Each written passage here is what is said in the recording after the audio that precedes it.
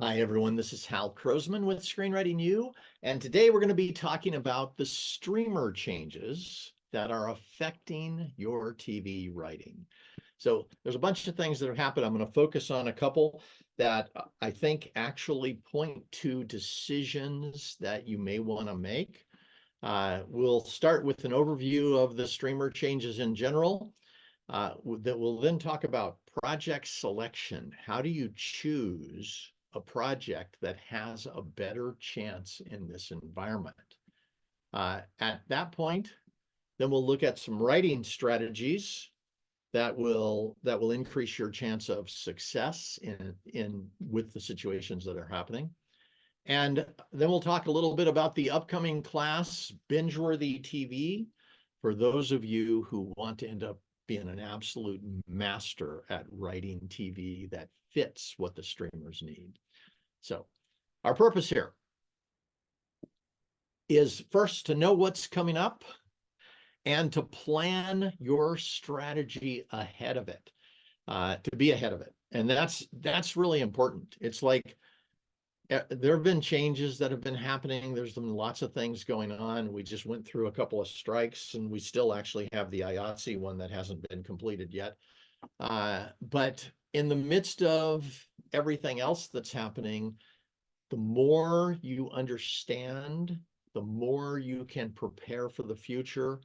And ultimately, because of that, the more successful you'll be. So the first objective here is to understand the changes and to make some shifts. And the shifts for some of you may not be big at all.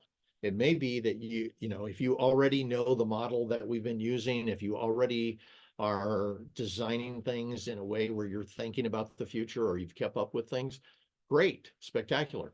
But if not, do what you can to make the shifts so it gives you a better chance of getting your show made. Objective 2 is for you to choose to be empowered by the changes.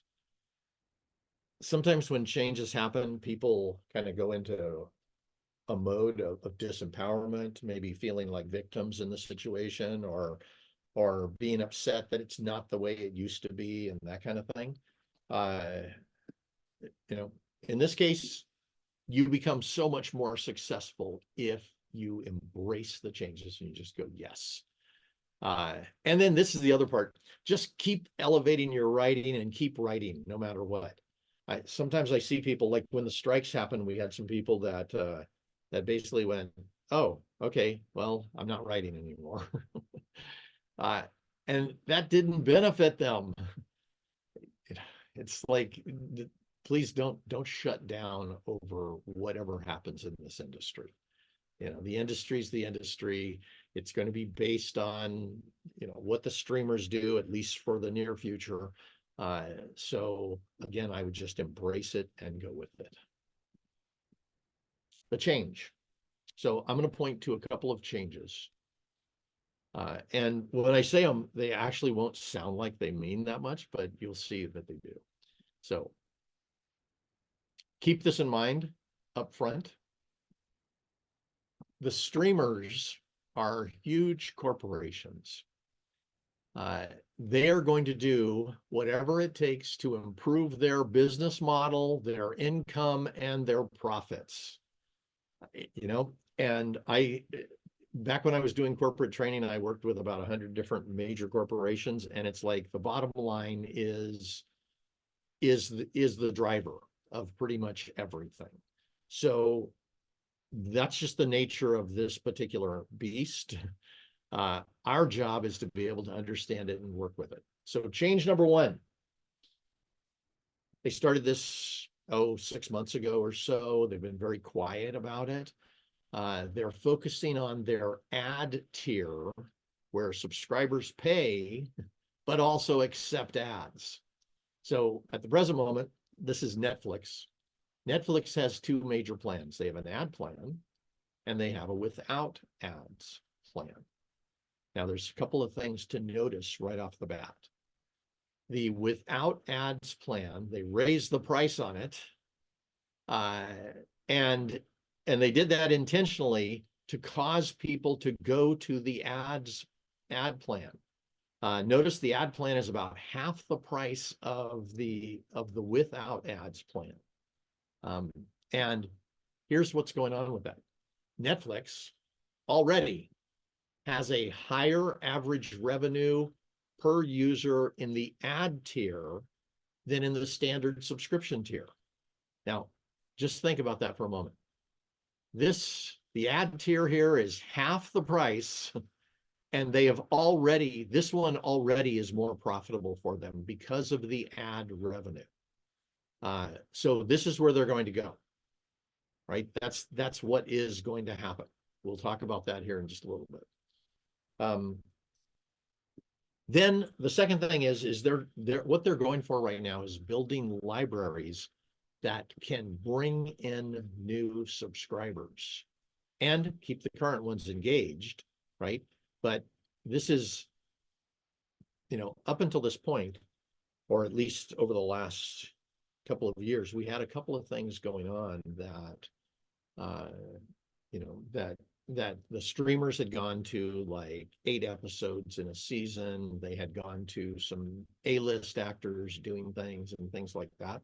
Things are going to be changing here. There's going to be less A-list actor projects, which actually is a good thing for most people here because it means you have a better chance of getting in. There's going to be more content that draws unique audiences, right? Audiences that were previously ignored. And I'll talk to you about that as we go too. And then there'll be some budget changes, which will point to, again, different strategies that you'll be using. So keep this in mind. Again, where the money flows, the streamers will go. And what that basically means is the future of streamers is ad-based content. Now, this immediately kind of points to a couple of things. I said this already. They doubled the price on the non-ads plan in order to encourage viewers to go to the ads plan and watch commercials. They'll be choosing shows that thrive in this environment. And this is where you want to be. You want to be one of those shows that thrives in this particular environment. So the good news is the ad plan actually benefits longer seasons. And this is like, in my opinion, is incredibly valuable for writers. Instead of having 8 episodes and that kind of thing, you'll have a longer season, so you'll get paid more. You'll have more writing to do. The reason that they're going to do this is because audiences have a tendency to stay with a show. And when they do, in this case, the ads that are in episodes 10, 11, 12, 13, whatever, are going to pay off more for the streamers. So they're going to want writers who can create this kind of thing. Now, the sad news is it'll likely reduce the amount of limited series if you like limited series. But I think the whole limited series thing, what it did was it had a lot of writers go to work for a short amount of time, and then basically they were unemployed afterwards. So I'm all for the longer seasons and that kind of thing. So what's your perspective as you're thinking about any of these changes? And I'll go into some of them in depth in a moment. But as you're thinking about these, you could look at it from a consumer perspective, right? You probably dislike the ads or some of the streamer decisions. And I feel the same way. It's like, you know what? I have said more curse words when ads show up than you can imagine. It's a disruption. The streamers, by the way, have promised that they are going to have ads tailored to the specific show, so it'll feel like it fits and it makes sense. Probably that's also to their benefit, but it might make it easier for consumers. Who knows? But as a writer, what you want to do is make it easy for producers and streamers to say yes to you. So again, I would just start embracing these changes. As a future showrunner, and I'm going to assume that there are some future showrunners here, you know, this is something that's possible for somebody if you come in with the right project and work your way up and do the right things and that kind of thing. As a future showrunner, you're here to do whatever it takes to have your show succeed in a big way. You know, every showrunner I've ever talked with, and I've interviewed quite a few, those people are incredibly committed to the success of that show. And while some of them actually argue with the streamers or the studios or that kind of thing, what I would say is most of them are very, very smart about making the kind of decisions that make it easier for their show to succeed, right? This is what it's all about. If you can get that show to succeed in the first season, you've got a second season. If it's gathered a bigger audience in the second season, you have a third season and a fourth and a fifth. You know, so if this is something that's in your future, even if just writing a show is in your future, this is part of our job here. And this ride in the direction the horse is going. I actually heard this while I was taking horse riding lessons like 20 years ago. But it's an interesting thing. It's like, okay, we've got this huge horse, these streamers, it's going in a particular direction. I think we're better off choosing to ride in that direction and make it happen. So here's some strategies. By the way, if you haven't seen this show, Hamilton, it's an incredible show. Make sure you see it either on Disney Plus or the next time it comes to a theater, you know, a theater near you, just go take a look at it. And I'm talking about the live theater experience there.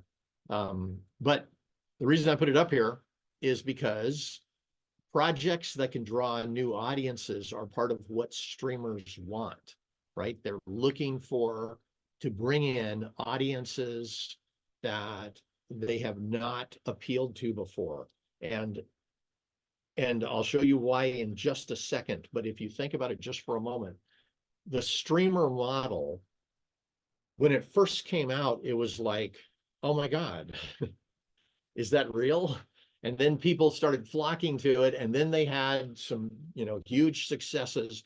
And Netflix basically inside of about a year to a year and a half took over first place from the studios. It was incredible to watch. They were growing at an unbelievable pace. But what's happened since then, with all the things, the pandemic, the strike, the lack of production, all kinds of things like that, is other streamers have caught up.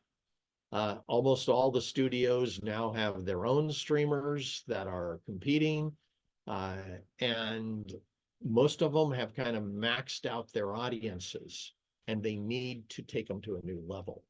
So here's why Hamilton's up there. Disney gained a record-breaking 413,000 new subscribers when they released Hamilton.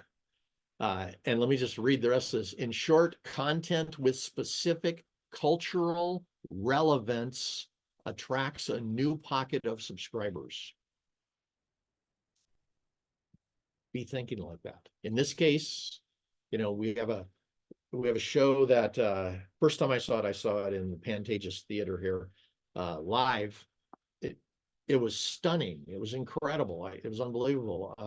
I've watched it on Disney Plus at least 5 times since then. It's amazing, but it does 2 things that brought in different audiences. The first thing it does is, while this is a historical, it's done through rap. And the rap is really engaging and tells a story, and it's unique and interesting and in some cases inspiring. So that's something to consider. Second thing is they did bring in audiences who, probably were new to this. Like if you look at any historical thing, especially like this, if you look back in history and you read stuff about it, what you see is a whole bunch of old white guys. But when you go to the show or when you watch it on Disney, what you see is people from all races playing these white guys essentially, and you see a big emphasis on women.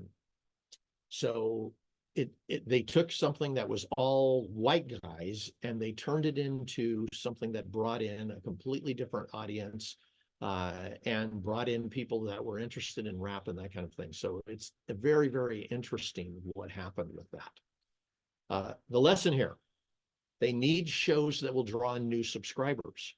And back to what I was talking about a moment ago, it's like they've kind of maxed out their audiences. So they need to go to new places. That creates opportunities for you. So where you want to be looking is previously neglected audiences. Who are they not normally talking to? That's a large audience out there. Who could they bring in if they created a lot of buzz around a show that fit that? Be thinking that way. What else do they want? They want projects that are going to create buzz on social media. And this is something that's always been happening. But again, they're a little desperate for new content that can disrupt the current environment and bring them a larger audience. So this means you need a unique hook for your show. If you have a show right now that you've written that doesn't have something like that, just be thinking about how could you rewrite it around that. If you have a new idea right now, part of it'll be how do you brainstorm it in a way that creates a real hook that will lure audiences in. Every episode needs to surprise or shock us in some way. That has a tendency to cause people to talk about it on social media. I was watching a show here about 3 weeks ago, and I saw somebody on Instagram who said, "Oh my God, episode 6, Jesus," and and I was only on episode 5, so it immediately had me need to watch episode 6. And then you need intriguing storylines for your main characters, and we'll talk about why in a couple of minutes. But basically, this comes down to being intentional about designing your show in a way that will cause audience reactions. Now, you may have been told by some well-meaning people not to think about the market and not to think about your audience and not to think about anything when you write. Well, the only people that get away with that are the ones who haven't had a show made, or the ones at the very top who are in the I don't give a shit kind of way of thinking. Everybody else, anybody who's trying to make it in here, you need to be thinking about this. And when I talk with showrunners, they are thinking about their audiences. Often they are interacting with their audience through the show. They are setting audiences up. They're designing things to cause them to respond, right? This is how pros think. So, you want to be intentional when it comes to designing your show.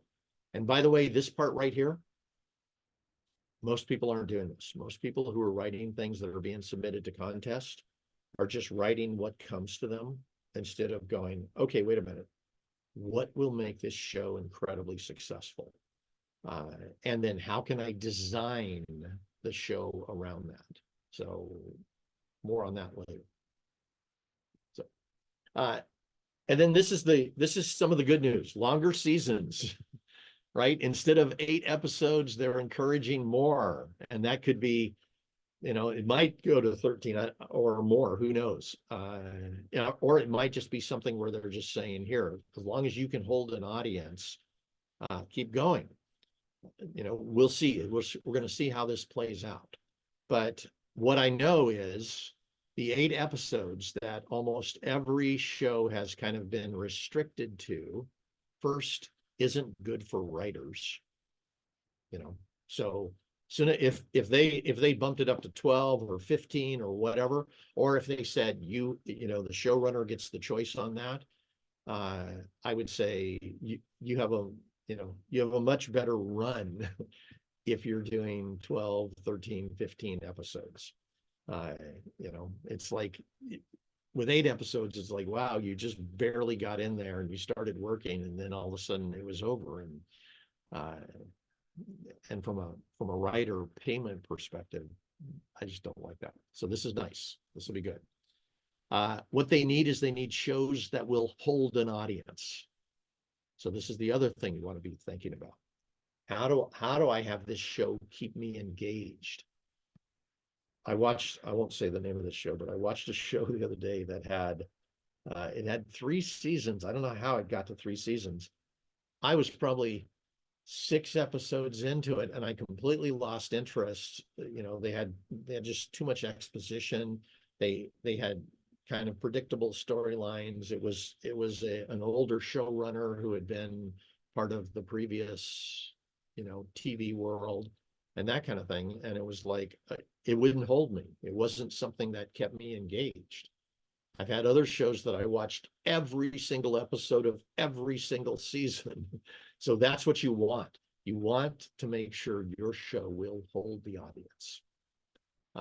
And that it'll do it over multiple seasons, thus increasing the ad revenue for the streamer and the success for you as a writer or a showrunner. So more thought should go into what's going to keep an audience engaged long term. And this, again, it's like if you're just doing the thing of, I just write and go with whatever shows up, that's not going to work here. So I'd be stepping outside of that box and asking yourself, how can I design this in a way so that anybody who even starts watching episode 1 cannot stop? That's the job here. And then writing strategies. So this question I get all the time: where do the ad breaks go? And my experience has been, if we're talking about regular networks, they each have their own rules on that. And so whoever you're going to end up with, if you're at ABC versus USA, they may have ad breaks in completely different places. And in those situations, then what you have to do is you have to go in and write to that ad break. It's different with the streamers. With the streamers, they don't have to have their show begin and end on the hour. They don't have to have it fit an exact mold on that. So in general, what I'd say right now, it's just be thinking 5-act structure, which if you're doing 1-hour television, 5-act structure works. So 5-act structure with strong turning points. And this is incredibly important. If you do that, 5-act structure with strong turning points, that's going to create your ad breaks, right? Every time you hit one of those turning points, that gives an opportunity for them to put an ad. Now, it's going to be interesting to see how they're doing this. I was watching a show on one of the streamers that had ads in it, and at that point they were, this was about 3 months ago. They weren't thinking about the ad breaks, or they weren't thinking about the turning points. They weren't thinking about when the act ended. They were just interrupting every 15 minutes. I have a feeling, based on what's happening and their need to keep an audience, that they are going to be focusing more and more on these turning points. You'll be handing in your script with the episode that says, here's the turning point at exactly this point. And they'll put the ad breaks in there. because it makes sense. Think about this. If you have a strong turning point, let's say this is, you're on the pilot, we did the teaser, act one, we're at the end of act two, and this is the midpoint, it's a major shift. And it surprises us, it comes out of nowhere, and oh my God, it changes everything. And they pause right then for an act break. From a commercial perspective, from the people who are paying for the commercial, I'd say that's the perfect place for it to be, right? That gives you, and in fact, that's why it was there in the first place. But that gives you an audience that is deeply interested and engaged. They're in the perfect state to at least look at your ad. So from that perspective, it's valuable, and writers who are writing this way are in great shape. Please be careful about turning points that are subtle. Subtle means difficult to perceive. So I would just stay away from those if you could. I'd make sure your turning points are strong. And make sure you have amazing cliffhangers. And a cliffhanger isn't just a shocking moment, it's actually also a change in meaning. So it's something that surprises us, that forces us to watch the next episode, but it also creates some major question, so that we absolutely must watch the next episode. Now, by the way, our model is designed this way. This is the way it's been designed since we started the whole binge-worthy thing. But what this does is, of course, designing in really strong cliffhangers has them be able to put in more ads, the next episode, the next season, all of that kind of thing. So in that case, you're going to become a writer who's in demand. Now, what keeps audiences intrigued? And this is a valuable question to be asking. We're not just trying to lightly entertain our audiences. We want them to be like obsessed with this particular show. So characters who are conspiring, who have hidden agendas, right? Characters who have, covert things going on under the surface. And let me just say something to all of those who want to have nice characters. You can have nice characters who are conspiring. You can have nice characters who are forced into situations where they have to do all kinds of intriguing things. But you also, the way the streamers are right now, it's also totally okay to have characters that we're not necessarily liking. Likability has reduced in value quite a bit over the last 10 years, and it's been ever since the streamers have shown up. So they're not looking for characters that are nice. They're looking for characters that intrigue their audiences. You need storylines that cause us to worry. If we're worried, we're going to stay tuned in.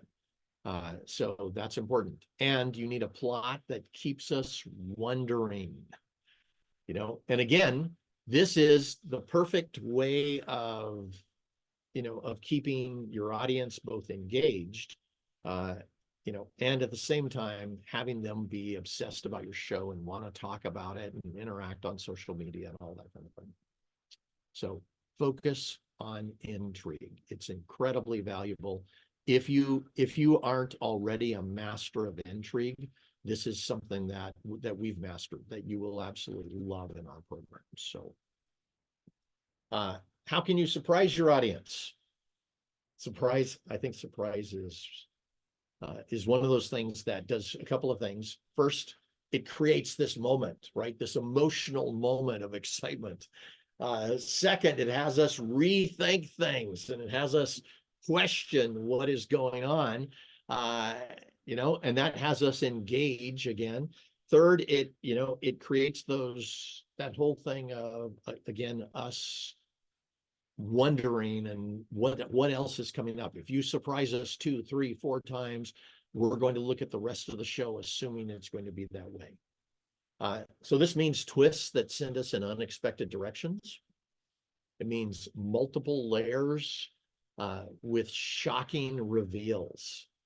Now, by the way, anytime you reveal a layer, especially if it's shocking, that could be a great turning point. So twist and layer reveals both are excellent turning points. And the objective here is that we can't stop thinking about this show, you know, and we'll recommend it to others because of that. And then the other question is, what engages us deeply? So this one, unique characters who are struggling with deep issues, right? It's like if you put a nice character on the scene and, you know, and we're watching them kind of go through their stuff and deal with stuff. It's like, okay, it's on a superficial level. We're living on a light level on the surface.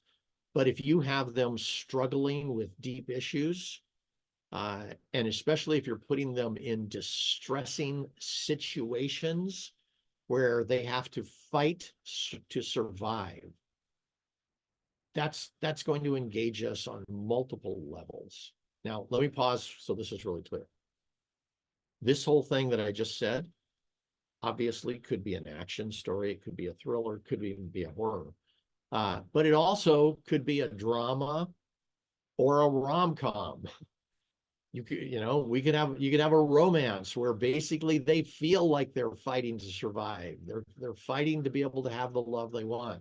They're trying to deal with it. They're, you know, if it's two people who are about to be in a relationship, they're going through their own issues that are keeping them apart. They have some distressing situations between the two of them because they're just learning to be together.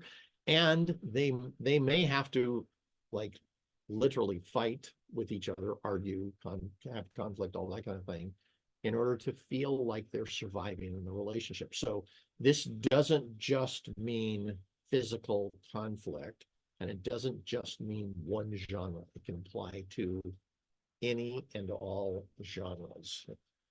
So now, question is, who do you need to be able to be to succeed at this?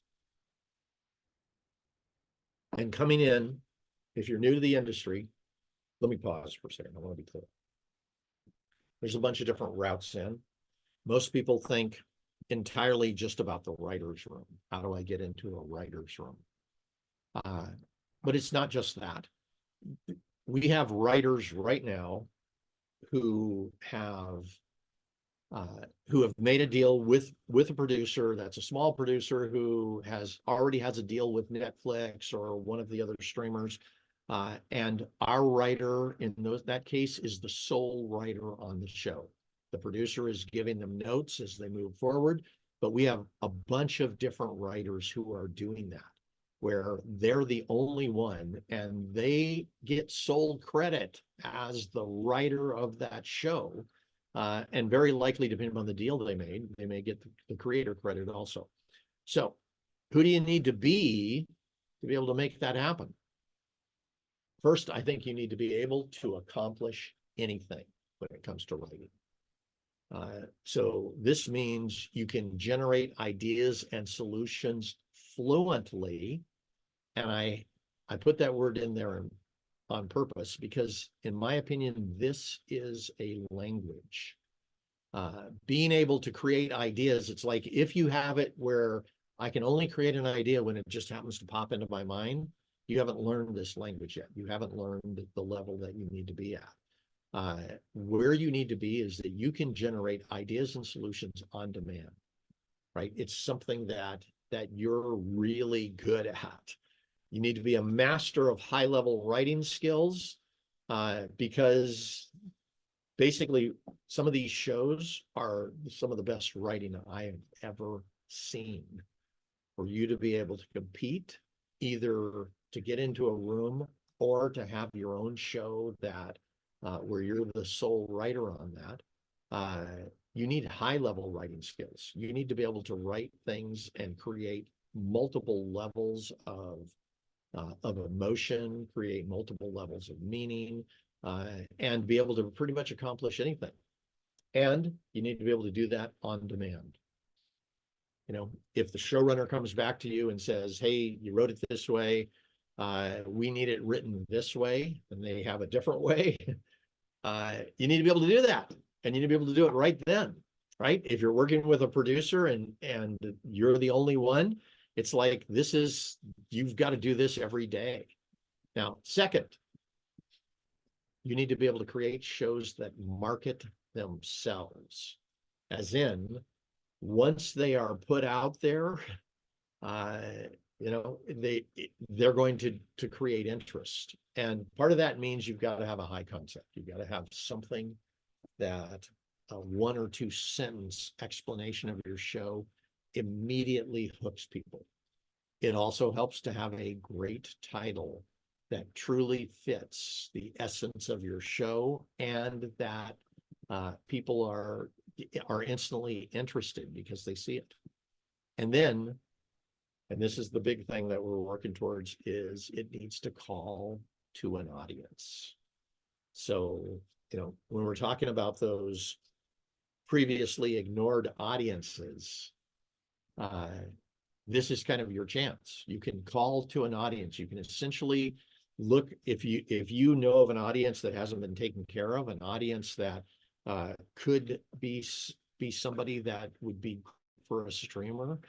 If your show is designed to essentially, cause those people to start talking about it, sharing it, wanting to, recommend it to their friends, all of that kind of thing, you're in way better shape. And you need to be easy to work with. Again, that weird thing where people say, oh yeah, this person's so difficult. If you think back to Charlie Sheen, and when he decided to go off and just cause all kinds of problems, it's like, well, he's an 800-pound gorilla. He had the show that was most successful on that particular network, but I don't know what he's done since then. Let me just back up and just say this. It's being easy to work with in this industry doesn't mean you give in. It doesn't mean you give up. It doesn't mean that you get railroaded or those kinds of things. It basically means you're somebody who, when they work with you, results happen, good things happen, right? You take notes well. You focus on getting the show produced, not on protecting the words. You're somebody that people want to work with. And talking with producers, I've heard this over and over and over and over. They say, I find people that I like working with, and then I stick with them.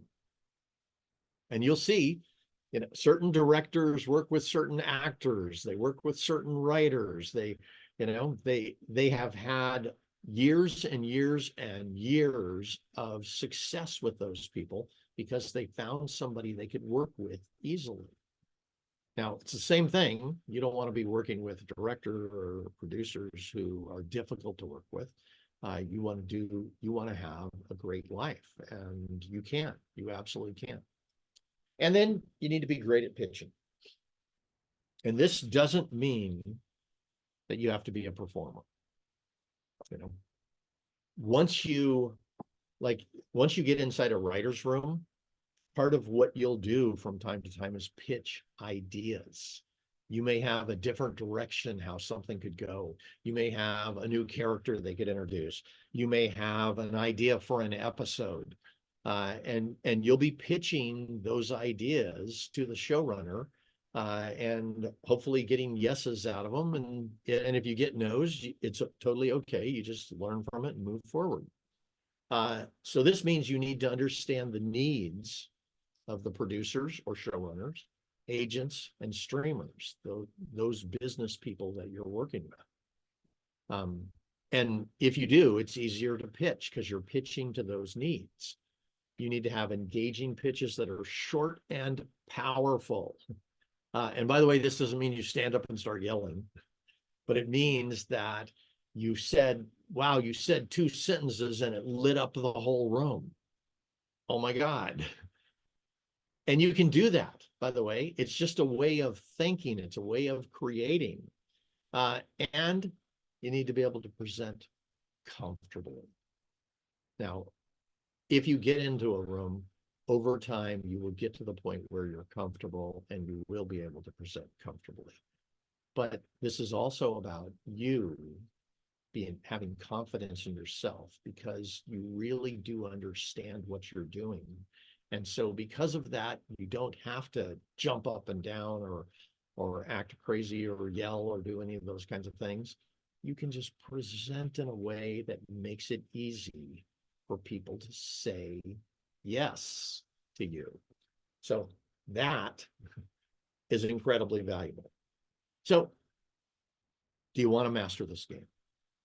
And if you do, your choices are: you can struggle trying to piece together a TV pilot or Bible, or you can come join us for a mastery level program that makes it easy to create a professional level project.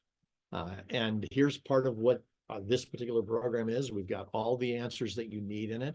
We spent a massive amount of time doing the research and designing. We worked with lots of producers along the way. I talked with showrunners and the whole thing.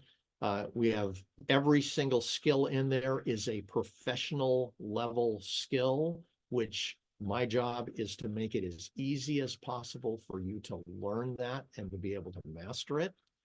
We have the most advanced strategies in this program so that you can write things that are incredible, and you'll become part of a community that's already winning contests, already landing managers, and already working with producers.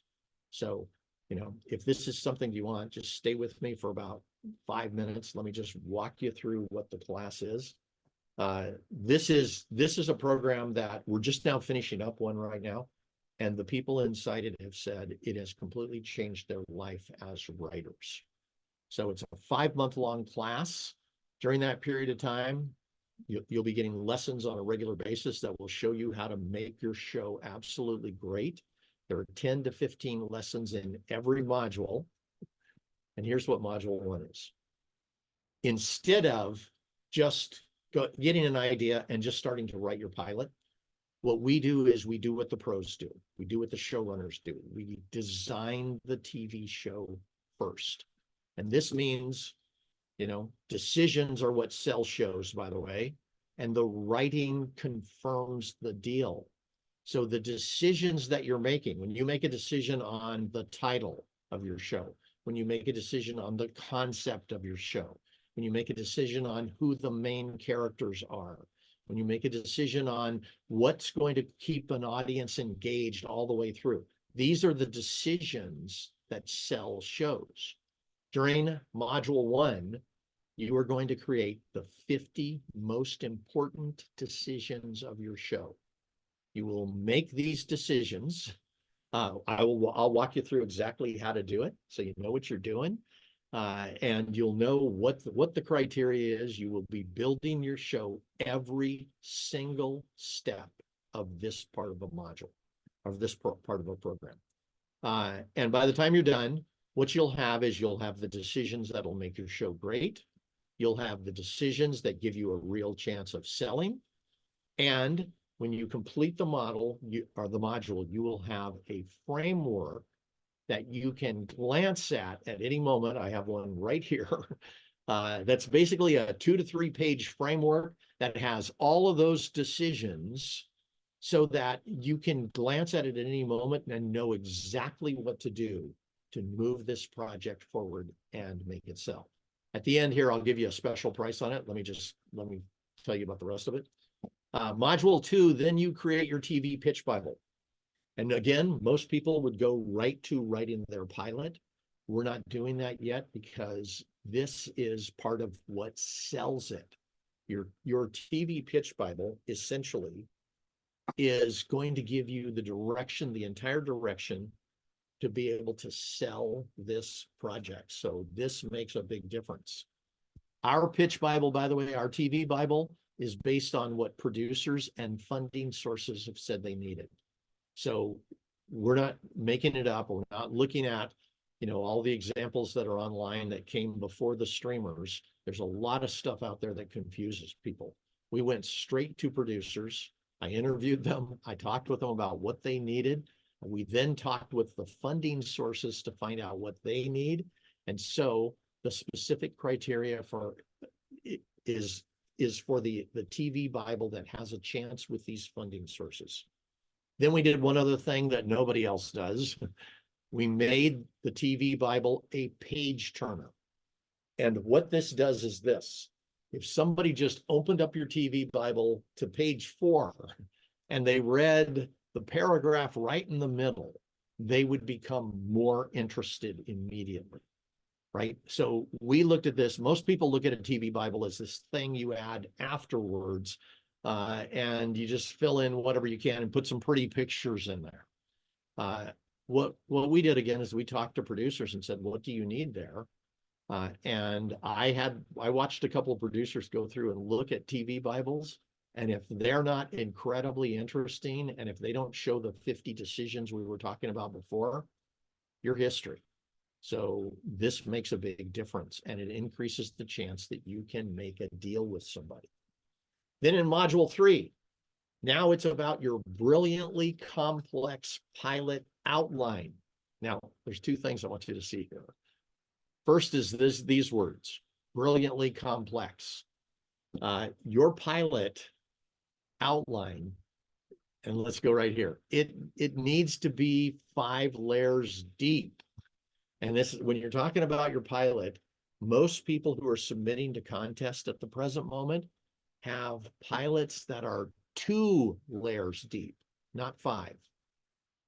And that's why that's why they're not winning. And second, that's why their projects aren't getting picked up. Audiences are used to pilots that are so engaging that they can't stop watching. So this becomes really important. Second, then we're talking about outlining here. Some people don't like outlining, but if you're going to be in the TV business, you need to master this, because that's what writers' rooms are doing. They are actually essentially outlining 5 times as much as they're writing. So this is essentially, they solve everything in the outlining process. They make sure that it has all these deep layers that they need to build into it. They build in all the depth, the intrigue, the key needs for a pilot, right? And ultimately, the truth is a great outline equals a great episode. I was talking with one showrunner, and he says, we spend 3 days as a team, the entire team, 8 of us working together on it to create an outline for an episode. And then we hand it to a writer who writes it in 1 to 2 days, a single person writing it in 1 to 2 days. And they're spending at least 5 times as much time, 8 people, 3 days, compared to 1 person for 1 to 2 days to write it. So great outlines equal great episodes. And that ultimately makes you more of a pro. Then module 4, now finally, we're going to write this pilot. But this time, you're coming in with an absolutely mesmerizing outline that has all these layers built into it. You're going to be intriguing us from page 1. And we've had so many people who say it is 10 times easier to write the pilot with the kind of outline that we've created. It is designed, your pilot, by the way, is designed to launch the entire show. That's its whole purpose. It's essentially the inciting incident of the whole show. So here, you're going to be bringing that binge-worthy experience that I can't stop watching this experience from the very first episode. We no longer are in a world where you can say, hey, it'll take 3 episodes and then you'll decide you love it. It's like, people make their decisions very, very quickly now. And this pilot delivers on all 5 levels, right? So it's much deeper than feature films. It's much more interesting, much more engaging. So, and then after that, then we will go to how do you market to producers and streaming services? And what this basically does, you're going to create the 4 main types of pitches that you need. If you remember before, I said you need to be great at pitching. So there are 4 types of pitches that you will be using when you're out there. Most people only create one. They create a pitch where they're just telling the whole story. We're not doing that. What we're doing is we're designing some pitches for your elevator pitch, for your phone pitch, for your query letter, and for your either in-person or Zoom pitch when you have 5 minutes or so. So you will have 4 great pitches, and whatever situation you find yourself in, if you only have 30 seconds, you go to your elevator pitch. If you have 5 minutes, you go to your much longer pitch. But those pitches are going to be so compelling because of the way you've written this show and what you built into it from the beginning. Your job is to make those pitches incredibly interesting. And this is how you get your show indoors. This is how you get known. You will also then walk you through exactly how to build a network of producers and managers that you can pitch for this show and any others that you come up with in the future. Now, having said all of that, let me give you the special here. This is for the first 10 people. This class, let's see, it begins June 10th. So that gives you about a month to brainstorm ideas. As soon as you sign up, we will send you 2 different lessons over the next week on exactly how to design the best possible concept for your show. This stuff is incredibly important. These early decisions you make are what sells your show. So make sure you do the work on that. This gives you about a month. Again, it starts on June 10th. The regular price on this program is $12.99. For the first 10, you can get in at $7.49. That will save you $500. Now, if you need a payment plan, you can get in at $130 a month for 6 months, and it adds about an extra $40 or so. But that's, if you need payment over time, that's okay. So all you got to do is just write down this link. So you got 2 links here. One is if you're going for the full pay, which is at $7.49, that will save you $500. You write down bit.ly, bit.ly /BWTV-order. Again, bit.ly, bit.ly /BWTV-order. No caps, no spaces, none of that. If you need a payment plan, just write this one down, bit.ly, bit.ly /BWTV-payment plan. So pick whichever of those works best for you and move forward with us. Come join us. This is an incredible program. It will change how you write. It will take your writing to such a much higher level. You will become a master of things like building in intrigue, designing your episodes so that they cause audiences to want to talk about them out on social media. You'll become a master of creating ideas that were normally outside of what was possible for you before. And your writing will be absolutely amazing by the time you're done with this. So again, for the first 10, you get in at that special price. It'll save you $500. After that, what happens is for the next 10, it'll bump up. It'll cost about an extra $200 at that point. I think it'll go up to $949. And then once we're past that, then it bumps up to the regular price. So if this is something, if you want to write TV and you want to be really great at it, if you want to have a real chance at winning a lot of these contests, or at least placing very, very high, or if what you want to do is to break into this industry with a project, this class will give you a significantly better chance, and it will have you showing yourself as a pro. So I hope you got something valuable out of this today. I hope it's already improved your writing, you're thinking about your own project, and it's preparing you for the future. So other than that, this was our purpose. I just want to make sure that you guys know what you're doing, where you're going. And for those of you who come and join us for this class, I promise you, you're absolutely going to love it. With that, this is Hal Crosman with Screenwriting U, wishing you the absolute best in your writing. Bye-bye, everyone.